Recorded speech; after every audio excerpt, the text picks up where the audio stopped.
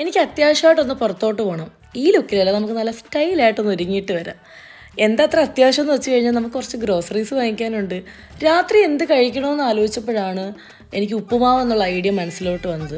DM-ലാണെങ്കിൽ റവയുടെ പൊടി ഇരിക്കുന്നതും കണ്ടപ്പോൾ പിന്നെ ഉറപ്പിച്ചു നേരെ അങ്ങോട്ട് വെച്ച് പിടിക്കുക.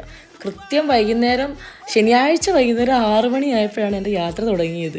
ഇതിപ്പോൾ എന്തിനാണ് എടുത്തു പറഞ്ഞതെന്ന് വെച്ച് കഴിഞ്ഞാൽ ഇവിടെ ശനിയാഴ്ച വൈകിട്ട് 6 മണി കഴിഞ്ഞാൽ ഇങ്ങനത്തെ ഗ്രോസറി കടകളെല്ലാം അടയ്ക്കും. പിന്നെ തിങ്കളാഴ്ച തുറക്കത്തുള്ളൂ. അതൊരു പുതിയ അറിവായിരുന്നു നമുക്ക്. അങ്ങനെ നമ്മൾ ചമ്മി അറിവും പകർന്ന് തിരിച്ച് നമ്മൾ ഫ്ലാറ്റിലോട്ട് പോവുകയാണ്. ഇനിയിപ്പോൾ നമുക്ക് നേരെ പോയിട്ട് എന്താ വേറെ ഉണ്ടാക്കുന്നതെന്ന് ആലോചിക്കാം. ഒരുപാടൊന്നും എനിക്ക് ആലോചിക്കേണ്ടി വന്നില്ല. അപ്പോഴാണ് ഈ ഡബിൾ ഓട്സിൻ്റെ സേമിയ സ്റ്റിക്ക് എൻ്റെ മനസ്സിലോട്ട് വന്നത്. അത് പൊടിച്ച് വരട്ടിയെടുത്ത് ഞാൻ എന്താക്കി, ഉപ്പുമാവാക്കി. ഉപ്പുമാവ് കഴിക്കാൻ തോന്നി നമ്മൾ ഉപ്പുമാവ് തന്നെ കഴിക്കണം.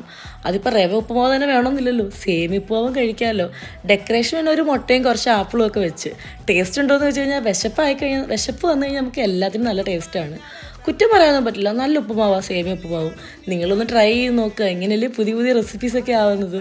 അപ്പോൾ എന്താ, പിന്നെ കാണാം.